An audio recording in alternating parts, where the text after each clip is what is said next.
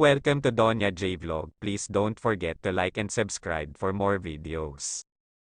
Paminta vendor na biyayaan ng bagong bahay sa tulong ni Kailan Gaprab at mga kasamahan ay natupad ang hiling ng isang ina. Lubos ang saya ng pamilya mga Kailan Gap. Bago pa man mangyari ang ribbon cutting sa bagong bahay ay bumili muna ng mga gamit sina Kailan Gaprab at kasamahan. Ang nakakatawa pa dito ay mga kulay green ang baniling mga gamit katulad ng upuan, tabo, salamin at iba pa, nang dahil sa kulay green ding ang kulay ng bahay. Nagpresenta ng sayaw ang anak nito na si Alisa at dalawang kasamahan. Masayang masaya ang lahat pati na rin ang mga kapitbahay ay pumunta sa ribbon cutting.